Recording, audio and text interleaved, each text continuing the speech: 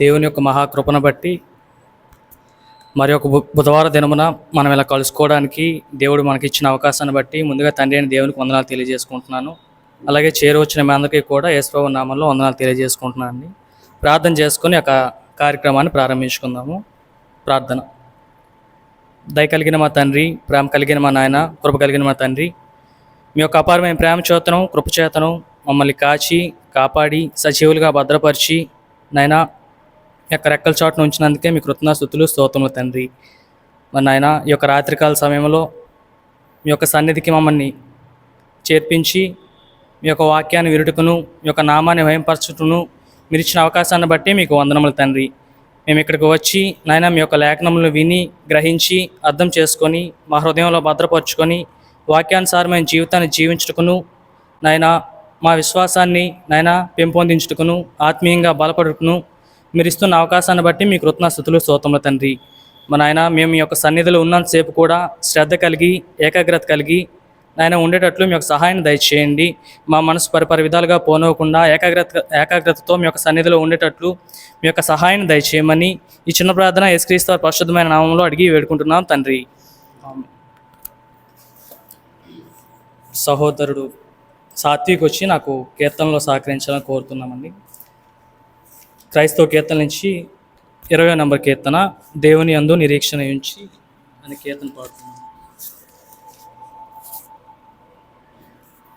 దేవుని యందు నిరీక్షణ ఉంచి ఆయనను స్తుతించు నా ప్రాణమా. దేవుని యందు నిరీక్షణ ఉంచి ఆయనను స్తుతించు నా ప్రాణమా. ఏ అపాయము రాకుండా నిన్ను దివారాత్రులు కాపాడువాడు. ఏ అపాయము రాకుండా నిన్ను దివారాత్రులు కాపాడువాడు. ప్రతిక్షణం నీ పక్షముండు రక్షకుడు. ప్రతిక్షణం నీ పక్షముండు రక్షకుడు.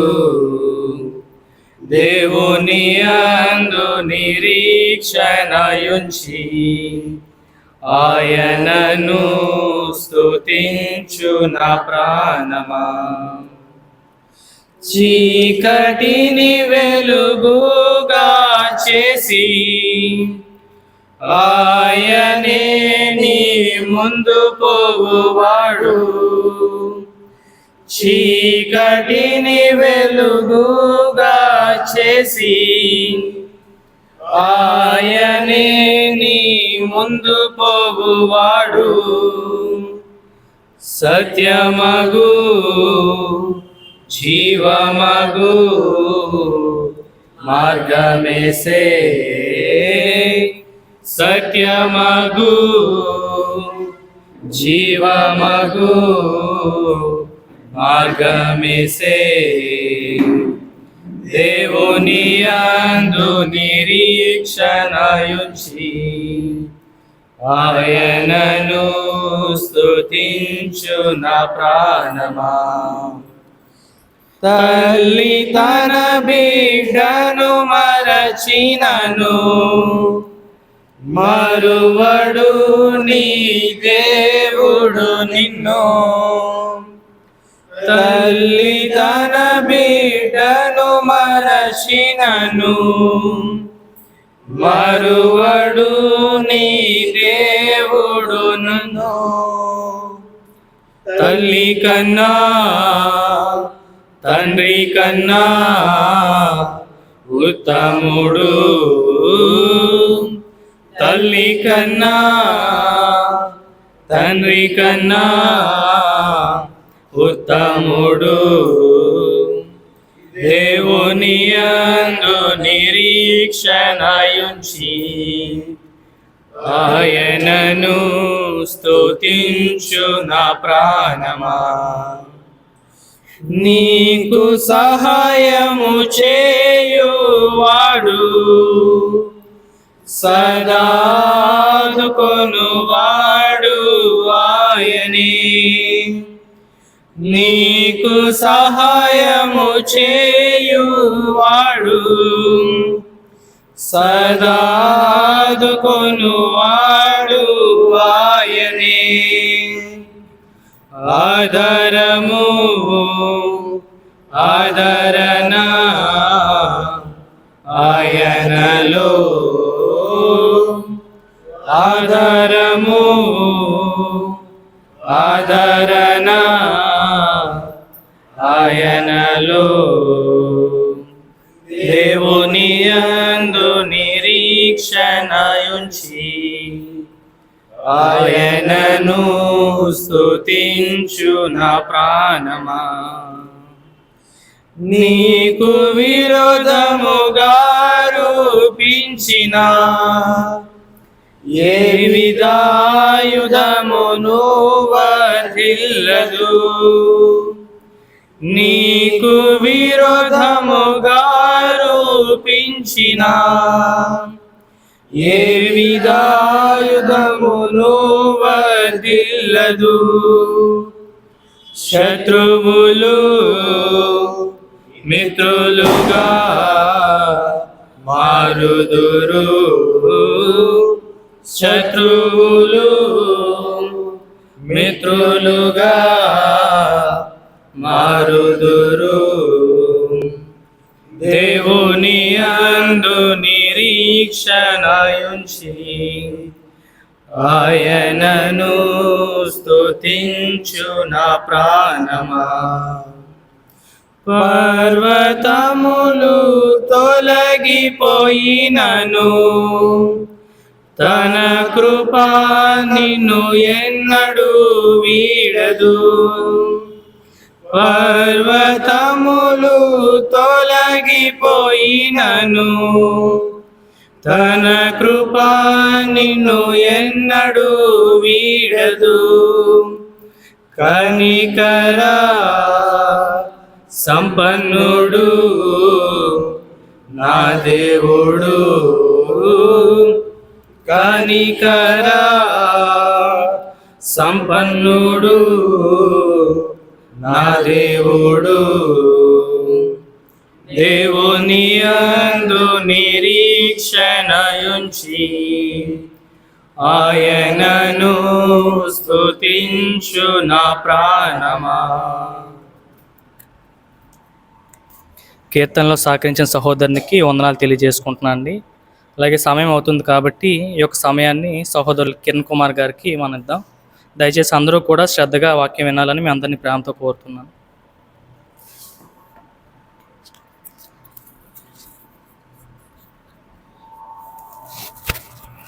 బైబిల్ తరగతికి హాజరైన సహోదరులందరికీ వందనాలు తెలియజేస్తున్నాను. ఈ సమయంలో వాక్యాన్ని నేర్చుకుందాం.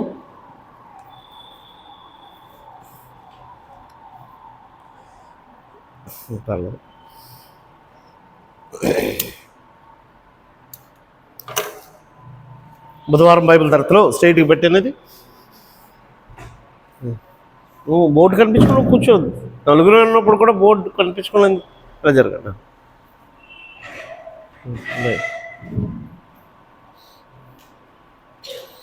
Okay right.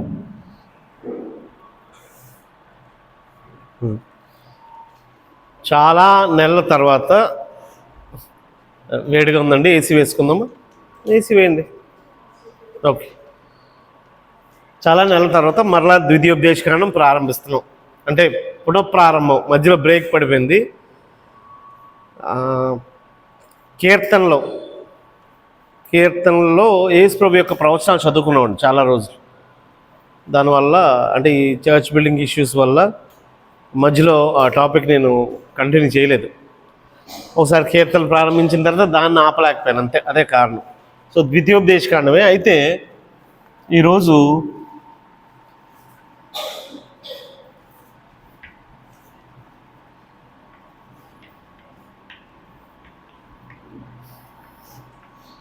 అంటే ఎక్కడ ఆపేసానో అక్కడ నుంచి ప్రారంభించట్లేదు.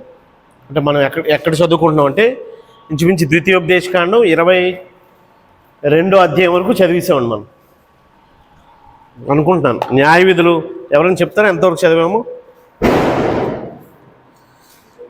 ఇక్కడ ఒక లైట్ కావాలి. ద్వితీయోపదేశకాండం 21 అధ్యాయాలు. Right, thank you. అంటే వాళ్ళు నోట్స్ పెట్టుకొని ప్రాపర్గా ఫాలో అవుతున్న వాళ్ళు, మిగిలిన వాళ్ళందరూ ఏ వారానికి ఆ వారం నోట్స్ తెచ్చుకున్న వాళ్ళు. ఈ వారం ఏ నోట్స్ తెచ్చినా నేనేమన్నా, ఎందుకంటే చాలా సంవత్సరాల గ్యాప్ కాబట్టి, చాలా నెలల గ్యాప్ కాబట్టి 22 చదివాం. రైట్, 22 సగం నుంచి చదవాలి. 22 12 వచనాలు చదివామండి, 13 నుంచి చదవాలి. అది చదవలేదు నేను. అయితే ఇప్పుడు సడన్గా 22 అధ్యాయం స్టార్ట్ చేయను, ఎందుకంటే అరుణ్ ఉన్నారు, సుజిత్ ఉన్నారు, వీళ్ళు ఇప్పుడు నెక్స్ట్ మంత్ నుంచి మనతో ట్రావెల్ అవ్వాలి కాబట్టి నెక్స్ట్ వీక్ నుంచి సడన్గా ఒక టాపిక్ మధ్యలో వెళ్ళిపోవద్దు. ఈరోజు మనం ఏం చేద్దామంటే, అసలు ద్వితీయోపదేశకాండం ఎందుకు ఇవ్వబడిందో మొదట మీకు చెప్పాను. ఇవి చెప్పిన విషయాలే మరలా ఒకసారి దాని గురించి రివ్యూ చేసుకొని అప్పుడు మనం ఎక్కడ ఉన్నామో, ఎక్కడి నుంచి కంటిన్యూ అవుతున్నామో దాని గురించి మాట్లాడుకుందాం. రైట్, ద్వితీయ ఉపదేశకాండం అంటే రెండోసారి ఉపదేశింపబడిన గ్రంథమే ద్వితీయోపదేశకాండం. ఇది ఎప్పుడు జరిగింది అని అంటే, ఐగుప్తులో ఇశ్రాయేలీలు ఉన్నారు. యాక్చువల్లీ వీళ్ళు ఎక్కడి నుంచి వచ్చారు? ఇది కనాను, ఇది కనాను భూభాగం. ఇంకా ఒకవేళ మధ్యధర సముద్రం తక్కువ వేసి కనాను ఎక్కువ వేయాలి. నేను ఈ ప్లేస్ చిన్న వేసాను. ఇది అంటే ఇక్కడ నుంచి ఇక్కడ దాకా కనాను ప్రాంతం. కనాన్ నుంచి 70 మంది అబ్రహాం కుమారుడైన ఇస్సాకు కుమారుడైన యాకోబు కుమారులు 12 మంది. అందులో యోసేపు మొదట అమ్మివేయబడ్డాడు. కనాన్ నుంచి అమ్మివేయబడి ఐగుప్తులో తర్వాత ఫరో అంతటి వాడయ్యాడు. అయిన తర్వాత, నాన్న మనకి కరువు ఉంది కాబట్టి అప్పట్లో ఈ ప్రదేశాలన్నీ కరువు వచ్చినాయి. ఇది వేరే ఏదో కాదు, మన మ్యాప్లో మన వరల్డ్ మ్యాప్లో ఏదో అదే. వరల్డ్ మ్యాప్లో మెడిటేరియన్ సీ అని ఉంటుంది, మధ్యధరా సముద్రం ఇప్పటికీ ఉంది, ఐగుప్తు ఉంది, ఇప్పటికీ ఉంది. ఈ ప్లేస్లన్నీ ఉన్నాయి. ఇండియా ఇక్కడికి వస్తుంది అనమాట. ఇరాను, ఇరాక్, కజకిస్తాన్, పాకిస్తాన్, ఆ పక్కన ఇండియా, శ్రీలంక అలా వస్తాయి మ్యాప్లో. ఇటువైపు రోము, యూకే, తర్వాత యుఎస్, తర్వాత యూరప్ అంతా వస్తుంది. యునైటెడ్ కింగ్డమ్లో ఐరోపా ఖండాలన్నీ వస్తాయి. కిందన ఆఫ్రికా ఖండాలు వస్తాయి. అలా. సో కనాన్ నుంచి ఐగుప్తుకి ఎంతమంది వచ్చారు? యాకోబు ఫ్యామిలీ మాత్రం వచ్చిందండి. యాకోబుకి 12 మంది పిల్లలు కదా, ఆ 12 మంది భార్యలు, వాళ్ళ పిల్లలు, ఆ పిల్లలందరినీ, సొంత అన్నదమ్ములందరినీ యోసేపు ఏం చేశాడంటే, ఇప్పుడు మనం ఎక్కడో సఫర్ అవుతున్నారు మీ బంధువులు, మనకి బాగుంది, అప్పుడు మనం ఏం చేస్తాం? బాబు నువ్వు అక్కడ ఇబ్బంది పడద్దురా, మీ ఏరియాలో అసలు లేకపోతే 10 రోజులు కరెంటు రాదంట, మా ఇంటికి వచ్చి అని తీసుకెళ్ళిపోతాం కదా. అలాగా కనాన్ నుంచి తన బంధువులందరినీ తీసుకొచ్చేయమని ఫరో యోసేపు చెప్పాడు. నిన్ను ఇక్కడ రాజుని చేశాను, లేదా రాజు తర్వాత రాజులు అంటాడు, నీ బంధువులు ఎందుకు ఇబ్బంది పడాలి, వారందరినీ తీసుకొచ్చేయమన్నాడు. ఈ ఐగుప్తులో వాళ్ళు ముందు బాగున్నారు, యోసేపు ఉన్నంత వరకు బాగున్నారు, ఆ అన్నదమ్ములు ఉన్నంత వరకు బాగున్నారు. వాళ్ళు చనిపోయారు. యోసేపు ఎరగని కొత్త ఫరో వచ్చేసాడు, ఆ తర్వాత చనిపోయారు. సుమారు 100 సంవత్సరాలు బాగున్నారు అనుకుందాం. ఆ తర్వాత వీళ్ళెవరు మన ఏరియాలోకి వచ్చి వాళ్ళు ప్రబలిపోవడం ఏంటి అని ఐగుప్తు ఫరో మారిపోయాడు. ఆ ముందున్నోడు కాదు, ఈయన కఠినమైనోడు. ఈయన ఏం చేశాడంటే, ఈ ఐగుప్తులు విస్తరించిపోతున్నారండి. 70 మందిగా వచ్చిన వాళ్ళు కొన్ని లక్షల మంది అయిపోయారు. ఇప్పుడు ఇంచుమించు 400 సంవత్సరాల తర్వాత, 400 సంవత్సరాలు తర్వాత, అంటే 400 సంవత్సరాలు అయింది ఈ దాసికాలం అంతా. వీళ్ళు బాగా డెవలప్ అయిపోయారు, వాళ్ళు బాగా హింసించడం స్టార్ట్ చేశారు. అంటే 100 సంవత్సరాల నుంచి హింసించి ఉంటారు. ఫస్ట్ యోసేపు ఉన్న 50 ఇయర్సో 100 ఇయర్సో బాగుంది, అక్కడ నుంచి 300 సంవత్సరాలు హింసపడి ఉంటారు. టోటల్గా 400 ఇయర్స్ తర్వాత దేవుడు మోషేని పంపించి వాళ్ళందరినీ బయటకు తీసుకొస్తున్నాడు. నేను అబ్రహాము, ఇస్సాకు, యాకోబులకి నేను ఏదైతే ప్రమాణం చేశానో ఈ దేశం వాళ్ళు ఇక్కడ బ్రతికారు, మీరు బ్రతుకున్న ఈ ప్రదేశాన్ని మీకు సొంతంగా ఇచ్చేస్తాను అన్నాడు. అప్పుడు వాళ్ళు ఉన్నప్పుడు ఇవ్వలేదు.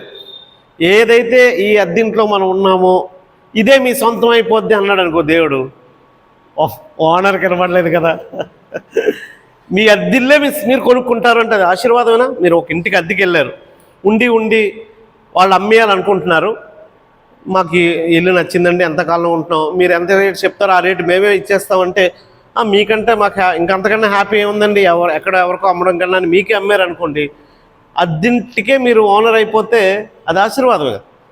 సో ఇది వాగ్దానం చేసిన భూమి అబ్రహాంకి, ఇది వాగ్దానం చేసిన భూమి, కానీ ఇవ్వలేదు, అబ్రహాంకి ఇవ్వలేదు. నీ 4వ తరానికి ఇస్తాను అన్నాడండి. కాబట్టి 400 సంవత్సరాల తర్వాత ఇప్పుడు దేవుడు ఆ వాగ్దానాన్ని నెరవేరుస్తున్నాడు.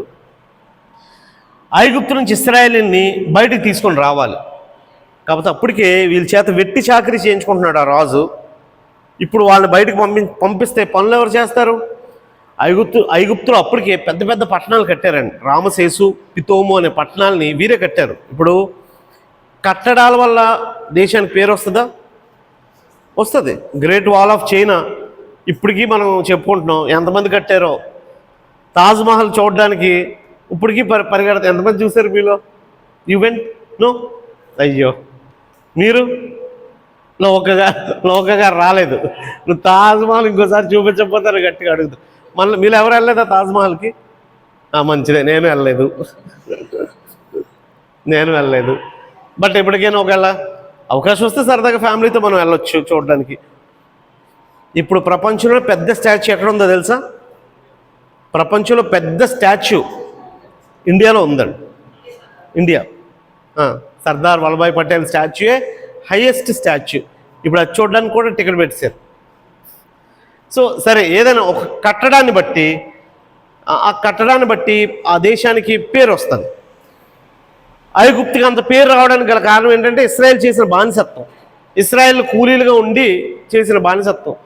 ఇప్పుడు వాళ్ళందరూ వెళ్ళిపోతారంటే రాజుకి ఇష్టం ఉండదు, కాబట్టి పంపించడానికి ఇష్టపడలేదు. మీకు తెలిసిన చరిత్రే చెప్తున్నట్టు అనిపిస్తుందా? దేవుడు మహత్తరమైన 10 తెగుళ్ళు అసలు మామూలు కాదండి. ఐగుప్తు తెగుళ్ళు మామూలు కాదు. అంటే ఎప్పుడు ఎవరు చూడలేనివి. నీళ్ళని రక్తంగా మార్చడం, కప్పలను పంపించడం, అలా ఓ 10 తెగుళ్ళు చేసి ఇంక బాబోయ్ ఇక్కడ నుంచి మీరు వెళ్ళిపోండి అన్నంతగా వాళ్ళని పంపించేశారు. ఇప్పుడు ఐగుప్తు నుంచి ప్రారంభించబడిన వారు ఇలాగూ కిందకి ప్రయాణించారు, ఇక్కడికి వచ్చి ఆగారు. అంటే ఇలా వచ్చి ఉంటారు, ఇలా ట్రావెల్ చేయాల్సి వచ్చిందన్నమాట. వీళ్ళు వెనకాతలు వచ్చేసారు. పంపించారు కానీ వీళ్ళు వెళ్ళిపోతే మాకేం మిగిలింది? మా కొడుకులందరూ లాస్ట్ తెగులు ఏంటంటే తొలుచుల కుమారు మరణం. వాళ్ళందరూ పిల్లలను పోగొట్టుకున్న ఎలుగుబంటిలాగా అలాంటి మనసుతో రేగి వాళ్ళు వెనక తరిమారు. అలాంటి సందర్భంలో ఎర్ర సముద్రం ఇలా ఉంటుందండి. ఆ రోజు రాత్రంతా వాళ్ళు ఇక్కడ దేవుడు ఎర్ర సముద్రాన్ని పాయలు చేసి ఇలా సీనాయి వరకు నడిపించాడు. సో ఇది ఇశ్రాయేలు ప్రయాణపు మొదటి ప్రయాణం. ఈ ప్రయాణం ఎలా జరిగింది అంటే ఒక్కసారి వెళ్ళిపోలే, ఒకేసారి ఐగుప్తు నుంచి ఇలా పంపించాడు దేవుడు. అది ఆయన ఇష్టం, ఆయన అలా నడిపించాడు. నంబర్ 1, కనాను నుండి లేదా ఐగుప్తు నుండి కనాను ప్రయాణం ఎలా జరిగింది అంటే ఐగుప్తు నుండి కనాను ప్రయాణము. ఇది మీరు జాగ్రత్తగా నోట్ చేసుకోండి. ఇంతవరకు చెప్పిన స్టోరీయే కానీ ఇక్కడ నుంచి నేను చెప్పేది కంటెంట్. 3 దఫాలుగా వాళ్ళు వెళ్ళారండి. వాళ్ళ ట్రావెలింగ్ 3 దఫాలుగా జరిగింది. ఇది చాలామందికి తెలీదు. నంబర్ 1,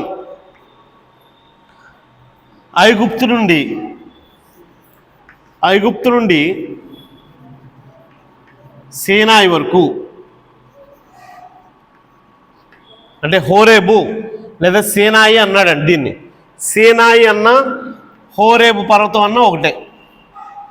ఎందుకు అక్కడ నడిపించాడు?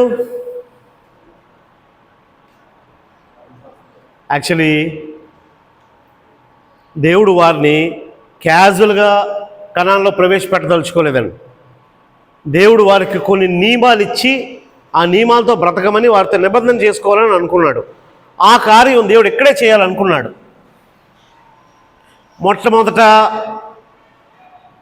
మోషేకి దేవదూత కనబడి ఒక చెట్టు కాలిపోతుంది కానీ అది మంట కనిపిస్తుంది, పొగలేదు, పచ్చగా హాయిగా ఊగుతుంది. ఏదైనా మంట కాలితే ఎలా ఉండాలి? కాలితే బూడిదైపోవాలి, మంట రావాలి, పొగ రావాలి. అలా లేదు, హ్యాపీగా చెట్టేమో గాలికి హ్యాపీగా ఊగుతుంది, పచ్చగా ఉంది, మంట మాత్రం భయంకరంగా వచ్చేస్తుంది. ఆ సీన్ ఎక్కడ చూపించాడో ఆ ప్రదేశానికి ఇశ్రాయేలుని నడిపించాడు. అక్కడే ఆ హోరేబు కొండ మీదే ఆయన 10 ఆజ్ఞలు ఇవ్వదలుచుకున్నాడు. సో అది సీనాయి వరకు జరిగిన స్టోరీ. సో ఐగుప్తు నుండి సీనాయి వరకు మొదటి ప్రయాణం జరిగింది. ఇది ఎన్ని నెలల్లో జరిగింది? 3 months, 3 నెలలు. 3 నెలల్లో వాళ్ళు సీనాయికి వచ్చేసారండి. ఇప్పుడు ఒకసారి నిర్గమకాండం అంటే వాక్య భాగాన్ని కూడా రాస్తాను నేను. నిర్గమకాండం 12వ అధ్యాయం 37వ వచనం నుంచి మీరు చదివితే,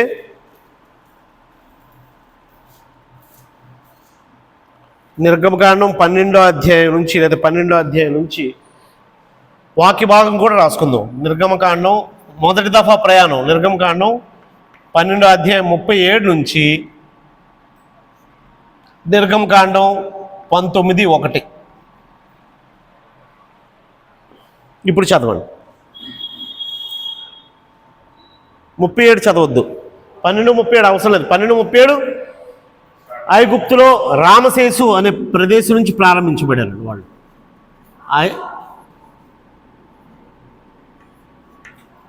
విశాఖపట్నంలో ఆరిలో ఎలాగో ఐగుప్తులో రామసేసు అనేది ఒక ప్రదేశం. ఆ ప్రదేశం నుంచి సుక్కోతు నుంచి ఇంకా చాలా ట్రావెలింగ్ జరిగింది. ఈ మధ్యలో బోల్డ్ స్పాట్స్ ఉన్నాయి. ఆ స్పాట్స్ అన్నీ నేను మీకు చెప్పలేదు. ఇది మేజర్గా స్టార్ట్ అయ్యి మేజర్ హాల్ట్. ఇది మొదటి దఫా 3 నెలల ప్రయాణం. 19వ అధ్యాయం చదవండి. ఇశ్రాయేలీయులు ఐగుప్తు దేశం నుండి బయలుదేరిన 3వ నెలలో, వారు బయలుదేరిన నాడే 3వ నెల ఆరంభ దినమందే వారు సీనాయి అరణ్యమునకు వచ్చిరి. అంటే యాక్చువల్గా 3వ దిన ఆరంభం అన్నాడు, 2 నెలల్లో జరిగిపోయింది అనమాట. అంటే బట్ 3 నెలలని రాసుకోండి, పర్వాలేదు. మొదటి 3 నెలల్లోనే ఈ జర్నీ జరిగిపోయింది. సీనాయి దగ్గర ఒక పెద్ద హాల్ట్. సో సీనాయి దగ్గర జరిగిన 3 సంగతులు ఏంటో తెలుసా? Thank you. ధర్మశాస్త్రం ఒకటి గుర్తుపెట్టుకోండి. ఇక్కడ 3 సంగతులు జరిగినాయి. ఇది నంబర్ 1, రోమన్ నంబర్ 1. సీనాయి వద్ద జరిగిన సంఘటనలో నంబర్ 1 ధర్మశాస్త్రము, 10 ఆజ్ఞలు. మళ్ళీ ధర్మశాస్త్రం అంటే దేవుడు 10 ఆజ్ఞలు ప్లస్ నానావిధ ఆజ్ఞలు ఇచ్చెను. మోషేని కొండ మీదకి రమ్మన్నాడు. కిందన ఇశ్రాయేలీయులు ఉన్నారు. 40 రోజులు మోషేకి ఆహారం కూడా లేదు. 40 రోజులు ఆహారం లేకపోతే ఆ చచ్చిపోకుండా దేవుడే బలం ఇచ్చాడు, అంతే. ఇంకే ఎలా బ్రతికాడని నన్ను అడగొద్దు, అసలు చనిపోతారు. అంటే దేవుడే ఆ కార్యం అంతా దేవుడే చూసుకున్నాడు. 40 రోజులు మోషే కొండ మీద ఉన్న తర్వాత దేవుడు తన చేవ్రాతతో రాసిన 10 ఆజ్ఞలు మీరు నిర్గమకాండం 20వ అధ్యాయంలో చదువుతారే. నీ దేవుడని యెహోవా నేను తప్పదే అని 2 పలకలు. వాటితో పాటు మీరు చదివితే 21వ అధ్యాయం నుంచి నిర్గమకాండంలోను, లేవీకాండంలోను, సంఖ్యాకాండంలోను కొన్ని ఆజ్ఞలు మనకు చెప్పబడి నానావిధ ఆజ్ఞలు. 10 ఆజ్ఞలతో పాటు ఇప్పుడు 10 ఆజ్ఞలు ఏముంటుంది? నీ దేవుడిని యెహోవాని నేనే, విగ్రహారాధన చేయకూడదు, నామాన్ని యెహోవా నామాన్ని వ్యర్థంగా ఉచ్చరించకూడదు, విశ్రాంతి దినాలను ఆచరించాలి. ఇవి 4. తల్లిదండ్రులు సన్మానించాలి, పొరుగువానిది ఏది ఆశించకు, నరహత్య చేయకు, వ్యభిచరించొద్దు, దొంగిలించొద్దు. ఈ 10 ఆజ్ఞలు కాదు. దీని తర్వాత నీ పొరుగువాని ఎద్దేదైనా పడిపోతే గుంట్లో అదొక ఆజ్ఞ. మేడ మీద ఎవడైనా మేడ కట్టి పెట్టగోడకపోతే అదొక ఆజ్ఞ. తర్వాత ఎవరైనా నీ శత్రువు గాడిద దారి తప్పినట్టుగా నీకు కనిపిస్తే, లేకపోతే గోతులో పడిపోయినట్టుగా నీకు కనిపిస్తే దాన్ని ఎత్తకుండా ఉండొద్దు. ఎవరిదైనా వస్తువు తీసుకుంటే అతనికి ఏమీ లేనివాడైతే తాకట్టు ఏం పెట్టద్దు నీ వస్తువు. నీ పొరుగువాని దాసుని విషయంలో చాలా నానావిధ ఆజ్ఞలు ఉన్నాయండి. వాడు చచ్చిపోతే ఏం చేయాలి, తెలియనోడు చనిపోతే ఏం చేయాలి, మీరు మోషన్కి వెళ్ళేటప్పుడు ఎలాంటి పరిశుద్ధ అది కూడా ఉంది. నీ పాలాన్ని ఎలా శుభ్రపరచాలి, ఇలాగా చాలా నానావిధ ఆజ్ఞలు ఉన్నాయి. ఇప్పుడు మనం అవే చదువుతున్నాం. యాక్చువల్గా ఇప్పుడు ద్వితీయోపదేశ కాండంలో మనం నానావిధ ఆజ్ఞలు చదువుతున్నాం. అయితే ఇవన్నీ ఎక్కడ చెప్పబడినాయి?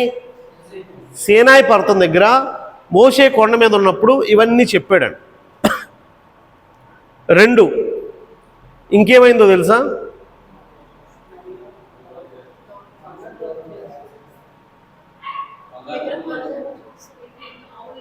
ఆ కింద జరిగిన సంగతి అది.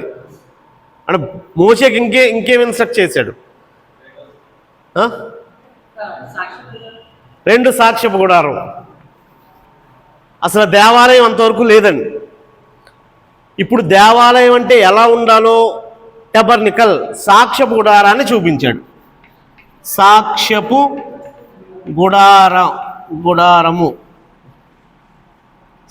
గుడారము దాని విధులు.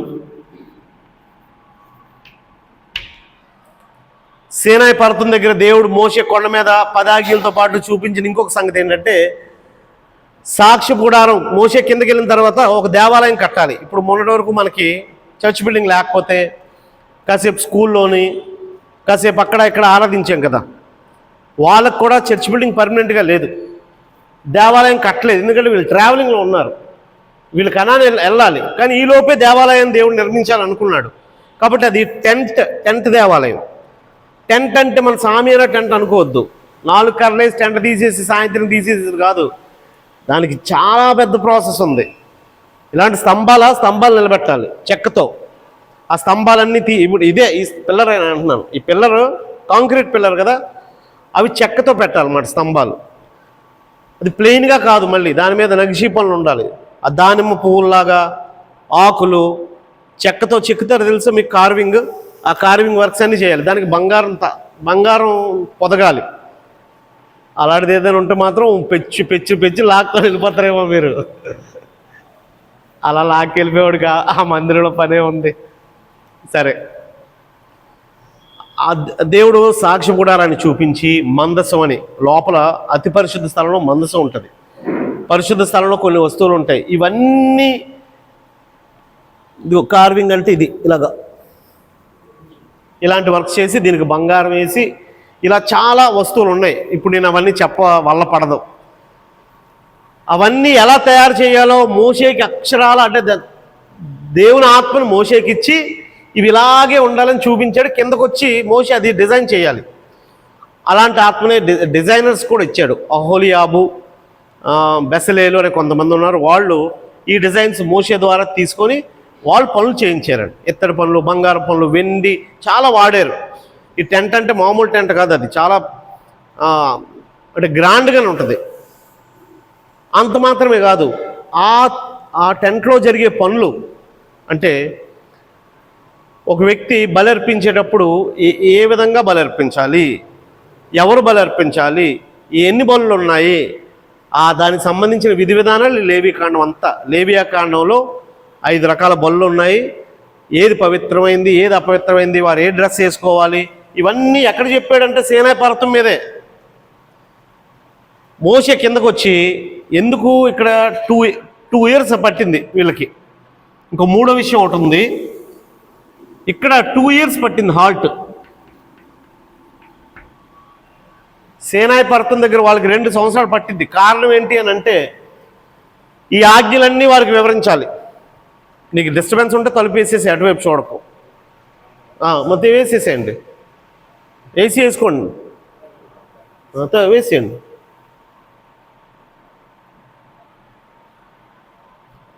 టూ ఇయర్స్ హార్ట్ అంటే నేను చెప్పే సంగతులు మీకు ఎక్కడ చెప్పకూడదు, క్షమించండి ఇలా అంటున్నానని. డీటెయిల్డ్గా మీకు ఎంతకాలం జర్నీ చేశారు, ఎంతకాలం ఉన్నారు, అక్కడ ఏ పనులు చెప్పారు అని ఎవడో చదవట్లేదు, చెప్పట్లేదు.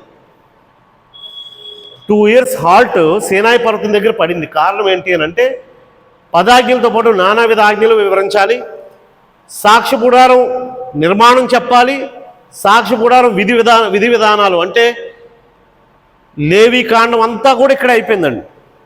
మనకు లేవీకాండం రాయబడింది కదా, నిర్గమకాండం 25 అధ్యాయం నుంచి 25 అధ్యాయం నుంచి సాక్ష్య గుడారం, మందసం ఎలాగ ఉండాలి, దీపవృక్షం ఎలాగ ఉండాలి, దీపస్తంభం ఎలాగ ఉండాలి, ఇవే ఉంటాయి మీకు. నిర్గమకాండం 25 అధ్యాయం నుంచి సంఖ్యాకాండం 10 అధ్యాయం వరకు ఇక్కడే ఉంది. కథ ముందుకెళ్ళా అంటే మీకు సంఖ్యాకాండం 10 అధ్యాయం నుంచి మళ్ళీ జర్నీ స్టార్ట్ అయింది. సో నిర్గమకాండం 12 అధ్యాయంలో ఐగుప్తు నుంచి ప్రారంభింపబడిన వాళ్ళు 3 నెలల్లోనే సీనాయి పర్వతానికి వచ్చేసారు. కానీ సీనాయి అరణ్యంలో ఇదిగో 10 ఆజ్ఞలతో పాటు సాక్ష్య గుడారం విధి విధానాలు అన్నీ చెప్పాడు. బలులు ఎలాగివ్వాలి, ఏ డ్రెస్సులు వేసుకోవాలి, అవన్నీ అక్కడే అందులోనే. ఆ పనులు కూడా చేయించాడు, వాళ్ళ చేత స్టార్ట్ చేయించి ప్రతిష్ఠ చేయించి ఆ ప్రాసెస్ వాళ్ళకి నేర్పించాడండి. ఆరాధన ఎలా చేయాలో. 3వ సంగతి, సీనాయి పర్వతం దగ్గర జరిగిన 3వ సంగతి జనసంఖ్య.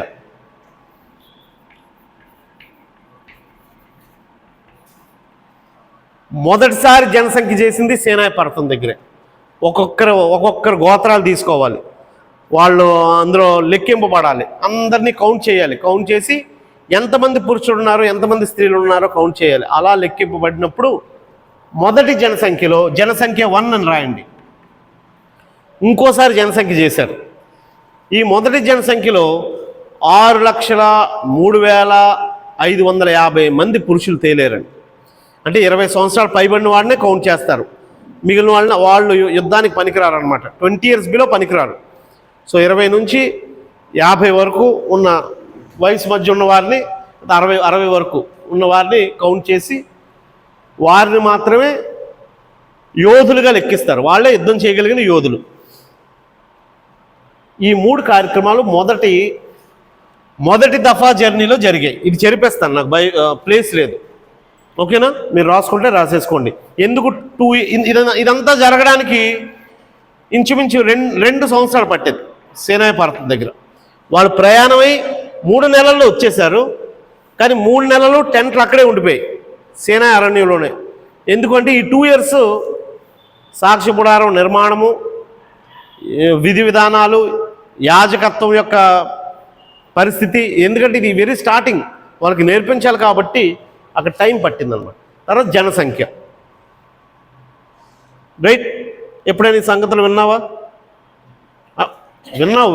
ఇది సీనాయి పర్వతం దగ్గర జరిగిన సంగతులు వినలేదు. ఇవన్నీ అక్కడే జరిగినాయి. ఇప్పుడు టెంట్లు లేపారు. ఇంతవరకు ట్రావెలింగ్లో అక్కడాగి ఇక్కడాగి వచ్చారు. కానీ సీనాయి పర్వతం వచ్చిన తర్వాత మాత్రం అక్కడ హాల్ట్, చాలా పెద్ద హాల్ట్, పెద్ద మజిలీ అదంతా. 1 day 1 week కాదండి, 2 years అక్కడే ఆగిపోయారు.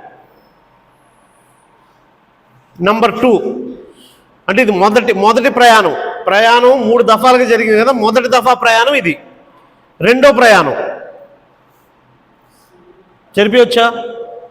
నేను చెప్పినప్పుడే రాసేయాలి, పర్లేదు, రాయండి.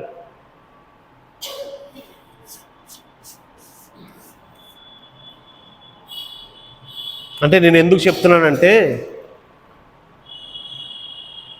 చాలామంది ఇక్కడికి వచ్చిన వాళ్ళు కూడా ఇశ్రాయేల్ అందరూ 40 సంవత్సరాలు ప్రయాణం చేసేసి లాస్ట్లో కనాన్ను చూడడానికి వెళ్ళి కనాను వేగి చూసిన తర్వాత వాళ్ళు విశ్వాసంలో ఫెయిల్ అయిపోయారు. 40 years నడిపింపబడిన తర్వాత ఫెయిల్ అయిపోయారు అంటున్నారు.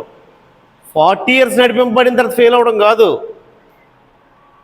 కనాను వేగు చూసిన వారు ఇచ్చిన సమాచారాన్ని నమ్మకపోవడం వల్ల 40 సంవత్సరాలు దేవుడు తిప్పాడు తప్ప 40 సంవత్సరాలు ట్రావెల్ చేయలేదు అప్పటికి. యాక్చువల్గా ఇదంతా కొన్ని వారాల్లో జరిగిపోవాలి. ఇప్పుడు కూడా 2 నెలలు ఎందుకు పట్టింది అని అంటే, మామూలుగా ఒక పర్సన్కి, సింగిల్ పర్సన్కి అయితే ఈజీగా వెళ్ళిపోతాడు వారాల్లోనే. కానీ 2 నెలలు ఎందుకు పట్టింది అని అంటే, లేకపోతే 3 నెలలు ఎందుకు పట్టింది అని అంటే, ఆ చిన్నపిల్లలు, పెద్దోళ్ళు, పశువులు అన్నీ ఉంటాయి. అవన్నీ తీసుకొని రావడానికి. లేకపోతే ఇదేమీ సంవత్సరాల ప్రయాణం ఏం కాదండి. అది వారాల్లో చేసి వచ్చే యేసు ప్రభువు ఇక్కడ ఉన్నాడు యెరూషలేములో. యేసు ప్రభుని చంపేస్తారు అన్నప్పుడు ఆయన అక్కడి నుంచి ఐగుప్తుకు పారిపోబడ్డాడు. మళ్ళీ ఐగుప్తు నుంచి నజరేతుకు వచ్చాడు. మోషేని మిద్యాను అరణ్యాల్లో ఉన్నప్పుడు దేవుడు హోరేబు కొండ దగ్గర నుంచి పిలిచినప్పుడు 2-3 సంవత్సరాల తర్వాత రాలేదు ఐగుప్తుకి. సో ఇది ట్రావెలింగ్ డిస్టెన్స్ తక్కువే, అంటే 100 కిలోమీటర్ల వైజ్ కూడా నేను ఒకసారి చూడాలి. ఇట్స్ లెస్ దాన్ 300 కిలోమీటర్స్, అంతకన్నా ఎక్కువ ఉండదు. ఇక్కడ నుంచి బబులోనే 500 కిలోమీటర్లు, కాబట్టి అంతేం ఉండదండి. ఒకసారి యెరూషలేము నుంచి ఐగుప్తుకి ఎంతో చూడండి. మీరు గూగుల్లో కొట్టినా ఇప్పుడు అప్పుడు ఒకటే డిస్టెన్స్. జెరూసలేం నుంచి ఐగుప్తు డిస్టెన్స్ ఎంతో చూడండి గూగుల్లో. నెట్ అవ్వట్లేదా? ఓకే, పోనీ వాళ్ళు చూస్తారు ఆన్లైన్లో ఉన్నవాళ్ళు. సరే, ఇప్పుడే వద్దులేండి, ఇప్పుడు అక్కర్లేదు. నేను చెప్పేది అది పెద్ద భయంకరమైన సంవత్సరాల జర్నీ ఏం కాదు. ఓకేనా? చెప్పి వచ్చా? ఇంకా రాస్తానంటే నేనేం చేయలేను, తర్వాత వీడియో పెట్టిన తర్వాత రాసుకోండి. 2 ఇశ్రాయేళ్ల రెండో దఫా. మొదటి దఫా ఇది మేజర్ జర్నీ. రెండో దఫా సీనాయి అరణ్యం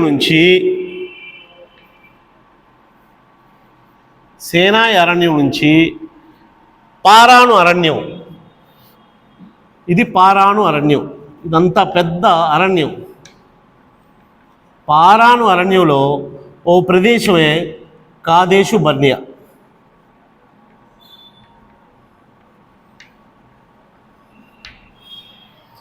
లేదా పారాను అరణ్యం అని గుర్తుంచుకున్నా పర్వాలేదు. సేనాయి అరణ్యం నుంచి కాదేశు బర్నియా వరకు, లేదా పారాను అరణ్యం వరకు ఇంకో ప్రయాణం సాగింది. 150 కిలోమీటర్లు, రోజుకు 30 వేసుకున్నా సరే 5 రోజుల్లో ట్రావెల్ చేసేయచ్చు. యెరూషలేం నుంచి ఇక్కడగా ఇది కూడా అంతే, ఇంకా తక్కువే ఉంటుంది. అలాగే 100-150 కిలోమీటర్లోపే. కాకపోతే పిల్ల జల్ల, పశువులు, నడవలేని వాళ్ళు అందరూ, ముసలి వాళ్ళు అందరూ ఉంటారు. ఆ సామాన్లు ఇవన్నీ పట్టుకొని వెళ్ళాలి కాబట్టి వాళ్ళకి లేట్ అయింది. సో ఇదేమో సంవత్సరాల జర్నీ ఏమీ కాదు. అది సీనాయి పర్వతం నుంచి ఒకసారి సంఖ్యాకాండంలో మళ్ళా ఇది ప్రారంభించబడింది. చూడండి, సంఖ్యాకాండం.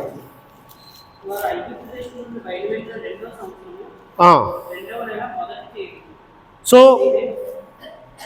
2 years తర్వాత ఐగుప్తు నుండి వారు బయలుదేరిన 2వ నెల 2వ తేదీన సీనాయి అరణ్యం నందు అక్కడ ఏం జరిగిందంటే జనసంఖ్య జరిగింది. సో అదంతా జనసంఖ్య. అది మనం ఆల్రెడీ చదివేసుకున్నాం, ఇక్కడ రాసేసుకున్నాం. సంఖ్యాకాండం 10వ అధ్యాయం వరకు అదే విషయం. ఆ జనసంఖ్య జరిగినప్పుడు ఏమేమి జరిగాయో ఆ సంగతులన్నీ ఉంటాయి. సంఖ్యాకాండం 10వ అధ్యాయం నుంచి మరలా 2nd దఫా ప్రయాణం ప్రారంభించబడింది.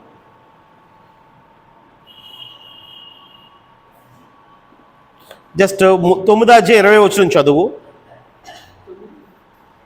9:20 నుంచి చదువు, లేదా 18 నుంచి.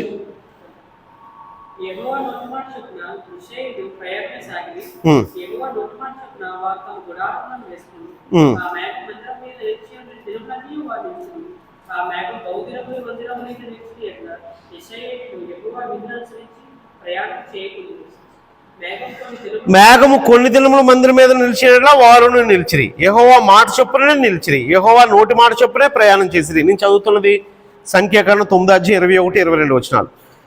అలాగే మేఘము సాయంకాలం మొదలుకొని ఉదయం వరకు నిలిచిన ఎడల ఉదయమందు ఆ మేఘము పైకెత్తబడగానే వారు ప్రయాణం చేసిరి.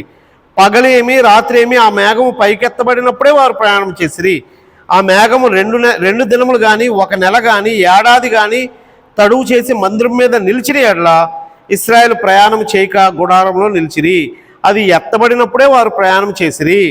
అంటే ఈ సాక్ష్య గుడారం ఏదైతే వేశారో మందిరం, ఆ మందిరం చుట్టూ వాళ్ళ ప్లేసెస్ కూడా ఎక్కడ పడితే అక్కడ వేసుకోకూడదండి. మరొక సందర్భంలో అది చెప్తాను. సంఖ్యాకాండం మొదటి 10 అధ్యాయాల్లో ఆ సంగతి ఉంటుంది. అంటే వాళ్ళు మందిరానికి ఒకవైపున కుడివైపున రూబేను పాలెం లేకపోతే యోధా పాలెం అని కొన్ని పెట్టాడు. అందులో 3 గోత్రాలు ఒకవైపు ఉండాలి, వెనక పక్కన 3 గోత్రాలు, ఈ పక్కన 3 గోత్రాలు, ముందున 3 గోత్రాలు, అలా 12 గోత్రాలు దాని 4 డైరెక్షన్స్లో ఉండాలి. లేవీలు ఎక్కడ ఉండాలి?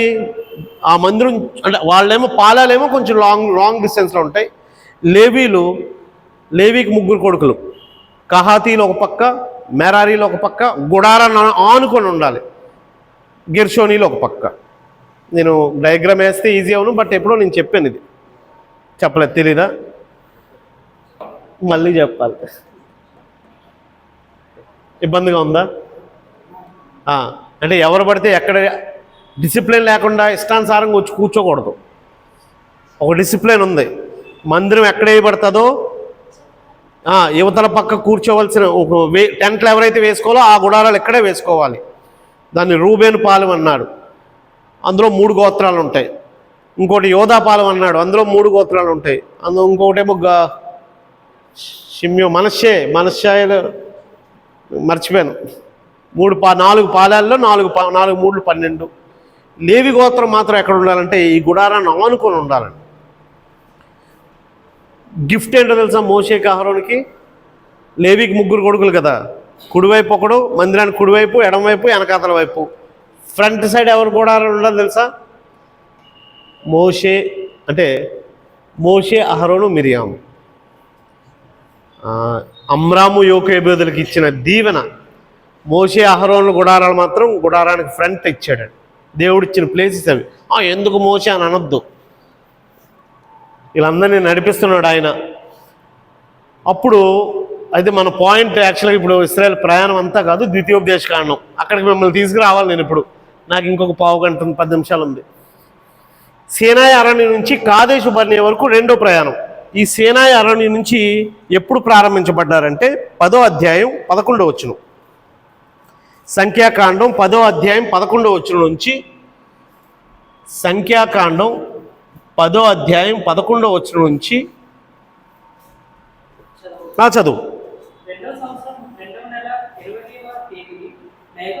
అంటే ఇశ్రాయేలు బయలుదేరి ఐగుప్తు నుంచి బయలుదేరిన 2వ సంవత్సరం 2వ నెల. అంటే ఇంతవరకు ఫస్ట్ దఫా ప్రయాణం 3 నెలల్లో పట్టిన హాల్ట్ 2 సంవత్సరాలు అయిపోవడం వల్ల ఓవరాల్గా 2 ఇయర్స్ అయిపోయింది. 2 ఇయర్స్ తర్వాత నెక్స్ట్ దఫా ప్రయాణం స్టార్ట్ అవుతుంది. ఎక్కడి నుంచి? సీనాయి దగ్గర కదా ఆగారు. ఆ సీనాయి అరణ్యం నుంచి స్టార్ట్ అయ్యి అక్కడ క్లియర్గా రాస్తుంది చూడండి. 2వ సంవత్సరం 2వ నెల 27వ తేదీన మేఘము సాక్ష్యపు మందిరం మీద నుండి ఎత్తబడిన కనుక ఇశ్రాయేలు సీనాయి అరణ్యం నుండి ప్రయాణం చేసిరి. అది తర్వాత ఆ మేఘము పారాను అరణ్యంలో నిలిచెను. సో ఓవరాల్గా పారాను అరణ్యం అనేసాడు. ఆ పారాను అరణ్యంలో 14వ అధ్యాయంలో నిర్గమకాండం, ఇప్పుడు మనం 10వ అధ్యాయం చదివాం కదా, 14వ అధ్యాయంలో ఇశ్రాయేలుని మోషే వేగు చూడడానికి పంపించాడు. ఈ కాదేశు బర్నియా నుంచి కనాన్ దేశం వెళ్ళాలి. 12 మందిని పంపించాడండి. ఈ 12 మంది ఎక్కడి నుంచి అంటే ఇక్కడ నుంచి ఇక్కడ దాకా, ఇంకా పైన కనాన్ దేశం ఇదంతా ట్రావెల్ చేసి దొంగచాటుగా మళ్ళీ ఆ రాజులు చూసారా చంపేస్తారు.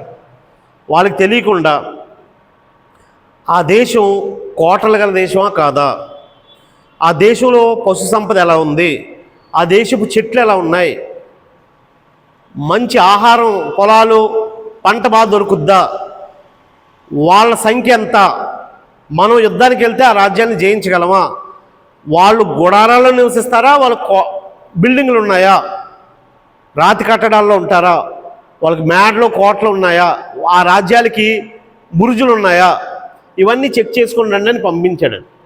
వీళ్ళు వెళ్ళి ఎవ్వరికి దొరికితే చంపేస్తారు. ఎవ్వరికి దొరకకుండా మాయ వేషంలో ఒక్కసారి గుంపుగా వెళ్లకుండా కొందరు ఇటు కొందరు అటు కొందరు ఇటు అలా స్కాటర్ అయిపోయి మళ్ళీ మనం కలుద్దామని 40 days 40 రోజులు వేగు చూశారు. కనాన్ని. వచ్చి కాదేశు బర్నియాకి మోషే దగ్గరికి వచ్చారు. వచ్చి ఇచ్చిన సమాచారం ఏంటంటే, బాబోయ్ మనం అక్కడికి వెళ్తే చచ్చిపోతాం, వాళ్ళ ఒక్కొక్కడు ఎంత ఉన్నాడు, వాళ్ళ దగ్గర మేము మిడతల్లాగా ఉన్నాము, మమ్మల్ని కాళ్ళ కింద నలిపినట్టు నలిపేస్తారు అని చెప్పారు. అది విన్న ఇశ్రాయేల్ అందరూ మమ్మల్ని చంపడానికి తీసుకొచ్చారు, మమ్మల్ని అనవసరం మేము ఎక్కడున్నా బాగుందని ఏడ్చారు. ఒక ఇద్దరు మాత్రం, యెహోషువ, కాలేబు, ఈ 12 మందిలో ఇద్దరు మాత్రం, అయ్యా ఐగుప్తులో ఎలాంటి గొప్ప తెగుళ్ళు దేవుడు మనకి సృష్టించి ఐగుప్తు నుంచి విడిపించాడు, మన బాహుబలం వల్ల కాదు. ఈ మార్గం అంతట్లో ఆహారాన్ని ఎవరు కురిపిస్తున్నాడు, పూరేళ్ళని ఎవడిచ్చారు, ఎర్ర సముద్రాన్ని ఎవరు పాయలు చేశారు, ఎండ దెబ్బ తగలకుండా మేఘస్తంభాన్ని వేసి నుంచాడు, వాళ్ళకి కాలు వాయకుండా, చెప్పులు అరగకుండా ఇవన్నీ చేస్తున్న దేవుడు ఈ కణాన్ని కూడా మనకి ఇస్తాడు, నమ్మండి అని అంటే వీళ్ళిద్దరి మాట నమ్మలా, ఈ 10 మంది మాట నమ్మారు. అందుకు దేవుడికి కోపం వచ్చి, మోషే నువ్వు తప్పుకో, మొత్తం వీళ్ళందరినీ చంపేస్తాను అన్నాడు. మోషే వేడుకున్నాడు, నాయనా నువ్వు తీసుకొచ్చావు కదా, మళ్ళా చుట్టుపక్కల దేశాలందరూ ఏమనుకుంటారు, వాళ్ళ దేవుడు వాళ్ళనే చంపేశాడని అంటారు, వాళ్ళనే నాశనం చేశాడు అంటాడు, వాళ్ళకి వాగ్దానం చేసింది ఇవ్వలేదు అంటాడు అని ప్రాధేయపడ్డాడు. యాక్చువల్ దేవుడు ఏమన్నాడంటే, వీళ్ళందరినీ చంపేస్తాను, నీ సంతానం నుంచి మనుషులను పుట్టిస్తాను, వాళ్ళని స్వతంత్రింప చేస్తాను అన్నాడు. మనమే అక్కడ ఉంటే ఏమంటాం, అందరినీ తీసి ప్రభా నేను నా పిల్లలు వాళ్ళ పిల్లలు వెళ్తాం అంటాం. మోషే మంచోడు కాబట్టి ప్రభాని బ్రతిమాలుకొని దేవుడిని శాంతింపజేస్తే, దేవుడు ఏమన్నాడంటే, నా జీవం దేవుడు నువ్వు అడిగావు కాబట్టి నేను తీసుకున్న డెసిషన్ మారదు. ఎవరైతే ఈ సమాచారాన్ని నమ్మారో వాళ్ళు ఈ అరణ్యంలో రాలిపోవాలి, అంతవరకు నేను మాత్రం ప్రవేశపెట్టను.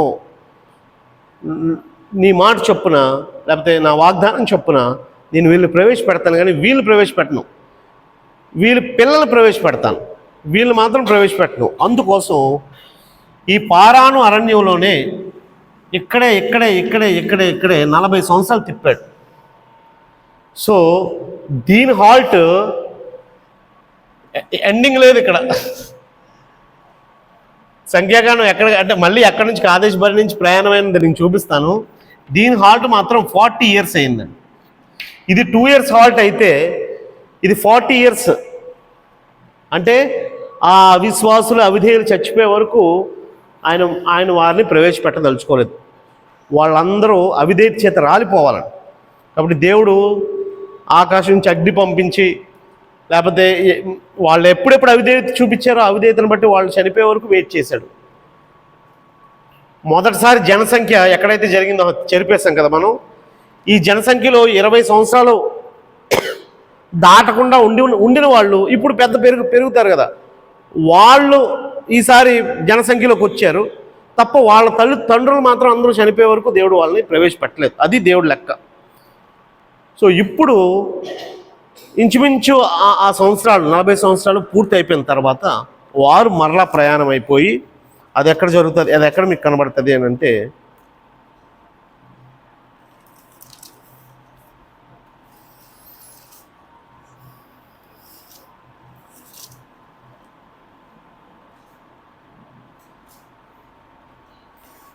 ఇరవై వచనం 20 అధ్యాయం.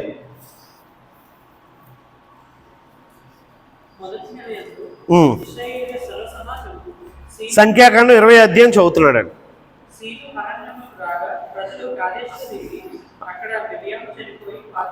అంటే అక్కడక్కడే ఆ సీను అరణ్యం ఇక్కడే, సేనాయి పర్వతం కంటే ముందే సీను అరణ్యం. ఆ సీను అరణ్యం, పారాను, కాదేశు బర్ని అక్కడే తిరిగారండి. సో తిరిగి 20వ అధ్యాయం 14వ వచనం నుంచి మళ్ళీ వాళ్ళ జర్నీ స్టార్ట్ అయింది.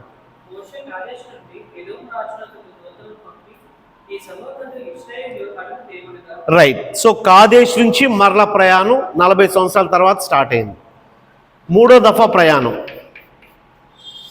ఆ పారాను అరణ్యం నుంచి లేదా కాదేశు బర్నియా నుంచి.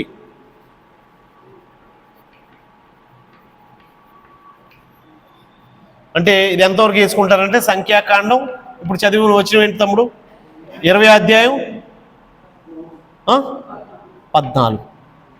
సంఖ్యాకాండం 20:14 వరకు అనుకోండి. అక్కడ మోషే ఇదిగో ఏదోముకి రిక్వెస్ట్ చేశాడు. ఏదోము రాజుకి రిక్వెస్ట్ పెట్టాడు. ఏమనంటే, అయ్యా మేము కనానికి వెళ్ళాలి, మేము ఎలా వెళ్ళిపోతాము అని అడిగాడు. ఈజీ కదా. దేవుడు ఏమన్నాడు, లేదా ఏదోము రాజు ఏమన్నాడు, నువ్వు మా పట్టణంలో వచ్చి వెళ్ళడానికి వీలు లేదు అన్నాడు. దేవుడు ఏమన్నాడంటే, అక్కడ మీరు చదవండి, వాళ్ళు పర్మిషన్ ఇస్తే వెళ్ళండి.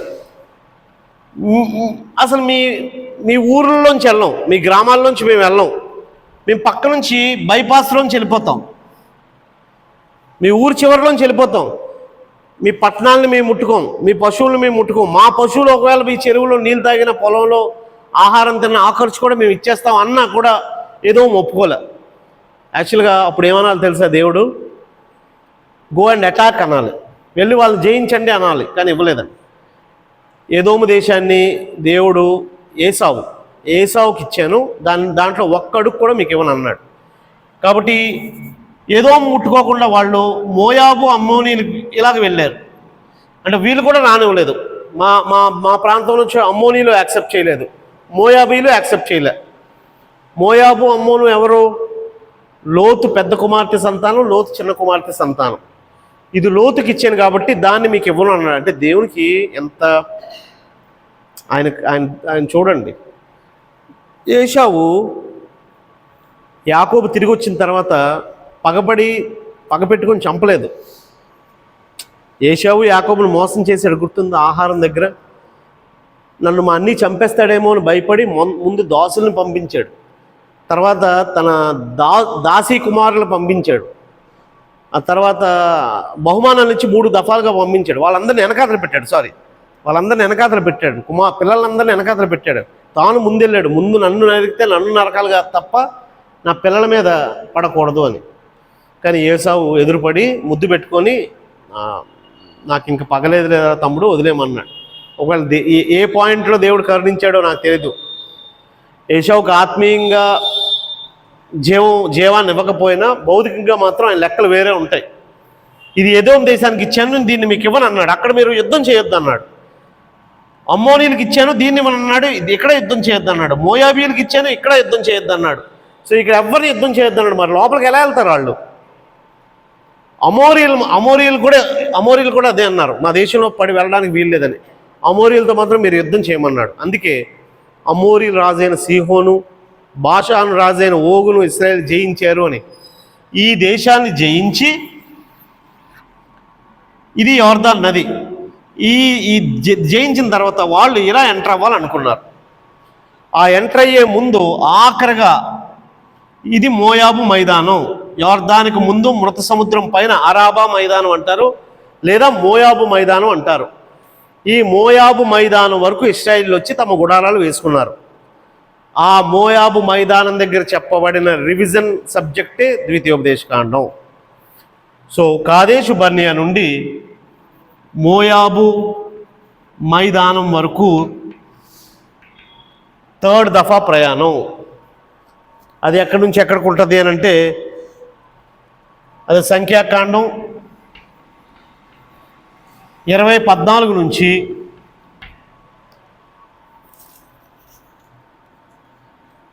22వ అధ్యాయం.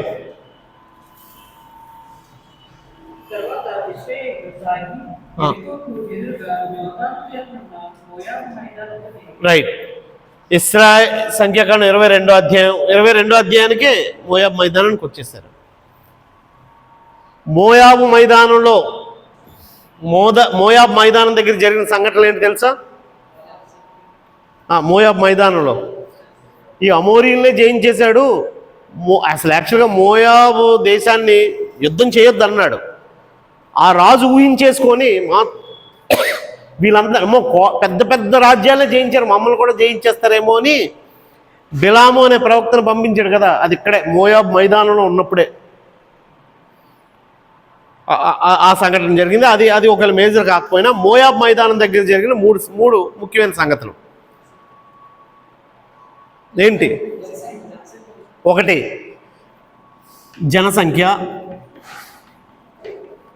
ఇది జనసంఖ్య 2.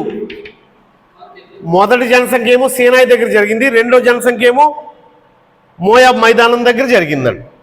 మొదటి సంఖ్య చేసినప్పుడు మోషే అహరోను చేశారు. రెండో జనసంఖ్య చేసినప్పుడు అహరోను చచ్చిపోయాడు. మోషే అహరోను కుమారుడైన ఎలియాజరు చేశారు. ఇది రెండో జనసంఖ్య. ఇంకేం జరిగింది అక్కడ? అక్కడే ద్వితీయోపదేశకాండం చెప్పబడింది. అంటే ద్వితీయోపదేశకాండం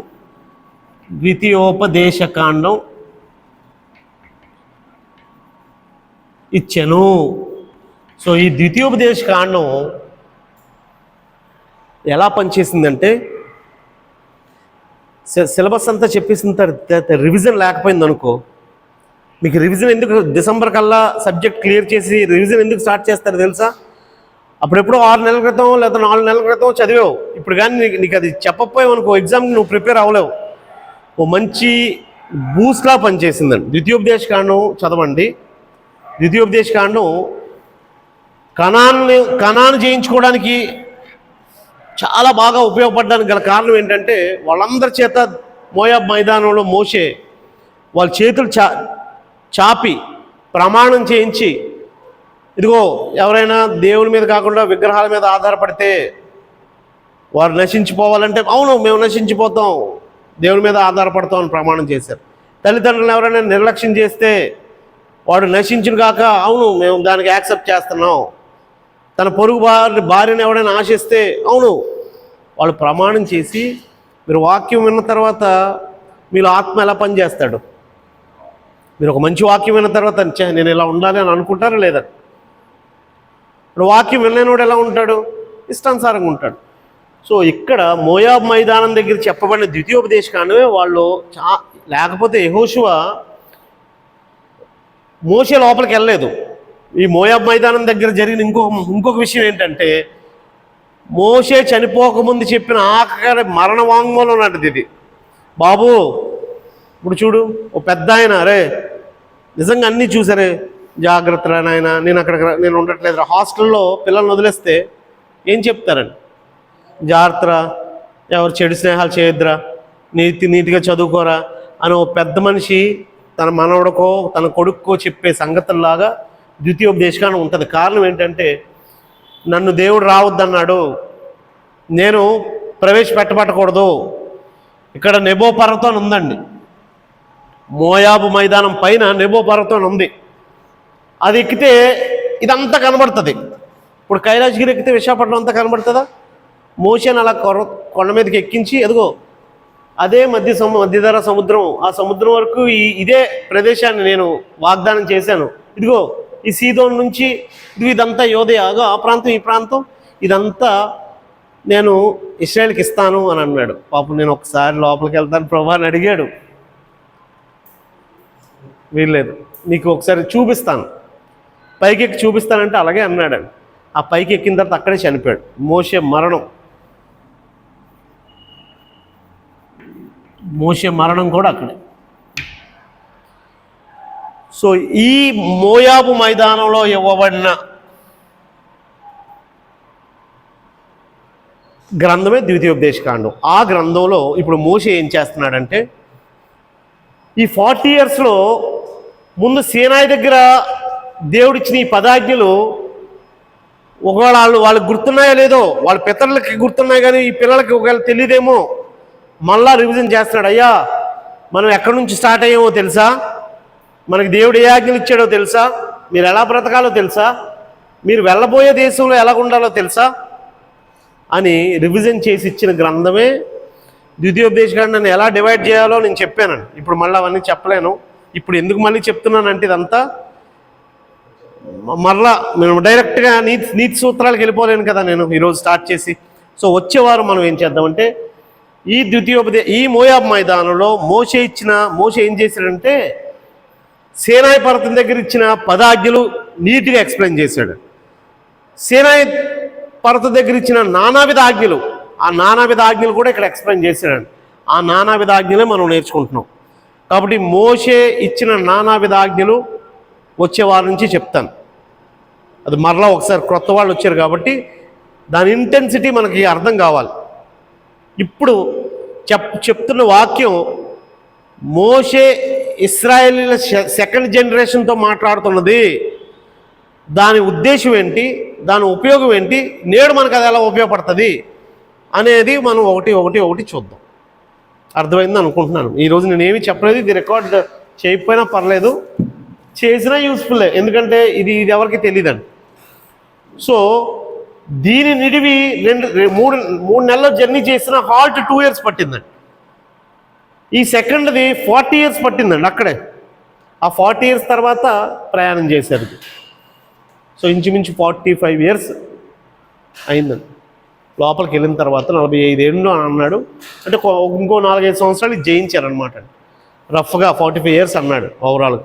కాబట్టి 3 దఫాలుగా ఎప్పుడు గుర్తుపెట్టుకోండి, ఇక్కడ జరిగిన 3 సంగతులు ఏంటి అని అంటే 10 ఆజ్ఞలు, లేకపోతే ధర్మశాస్త్రపు విధులు,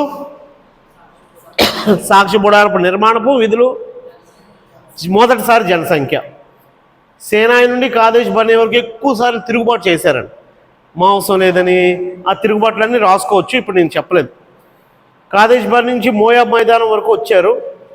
ఇదిగో ఈ ఊర్లో ఒప్పుకోకపోతే వాళ్ళతో గొడవాడకుండా వచ్చారండి. మోయాబ్ మైదానం దగ్గర జరిగిన 3 సంగతులు: ఒకటి రెండోసారి జనసంఖ్య, ద్వితీయోపదేశకాండం ఇవ్వడం, మోషే మరణం. మోషే యెహోషువని నిలవబెట్టి మోషే చనిపోతాడు. ఆ కొండ మీదకి వెళ్ళి మోషే చనిపోయాడు. ఆయన ఎవరు పాతి పెట్టారో కూడా మనుషులు ఎవరు పాతి పెట్టలేదు. అది ఆయన సమాధి చేయబడిన ఉంది, కానీ ఆ సమాధి నేటికి ఎవరికీ తెలియదు అన్నాడు. మనుషులు పాతి పెడితే తెలుస్తుంది కదా. అంటే దేవుడే ఆ పని దేవదూతల చేత చేయించుంటాడు. ఎందుకో ఆ సమాధి తెలియలేదు. ఆ సమాధి ఉంటే మళ్ళీ ఇశ్రాయేల్ అందరూ కొండెక్కి మళ్ళీ ఆ సమాధి దగ్గరికి వెళ్ళి దానికి గోరి కట్టి దానికి పూజ చేస్తారని భయవేసి ఉంటుందేమో నాకు తెలియదు. కానీ అంటే మనకు విగ్రహారాధన ఎక్కువ అండి. ఒకసారి సమాధిలో పెట్టిన తర్వాత వాళ్ళు దేవుడి దగ్గర ఉండాలని నమ్మాలి తప్ప మళ్ళా ఇక్కడే ఉంటారు, లేకపోతే అక్కడే దానికి పూజ చేయడం, దానికి బొట్లు పెట్టడం, దానికి దండలు వేయడం, ఇవన్నీ దేవుడికి ఇష్టమైన కార్యాలు కావు. అట్టి రీతిగా ద్వితీయోపదేశకాండం ఈ మోయాబ్ మైదానంలో ఇచ్చాడు. ఆ మోయాబ్ మైదానంలో ఇవ్వబడిన ద్వితీయోపదేశకాండంలో న్యాయ విధులు చదువుతున్నాం. ఇప్పుడు మనం ఒక్కొక్క 10 ఆజ్ఞలు చదివేసామండి. 10 ఆజ్ఞలు 10 వారాలు చెప్పాను. 10 వారాలు 8 వారాలు, ఒక్కొక్క ఆజ్ఞ ఒక్కొక్క వారం చెప్పాను. ఇప్పుడు న్యాయ విధులు చదువుతున్నాం. ఆ న్యాయ విధుల గురించి ఒకటి మనం చదువుతాం. రైట్, 10 minutes ఎక్కువే తీసుకున్నాను, బట్ రిక్వైర్మెంట్ ఉంది, అవసరం. ప్రార్థన చేసుకొని ముగించుకుందాం.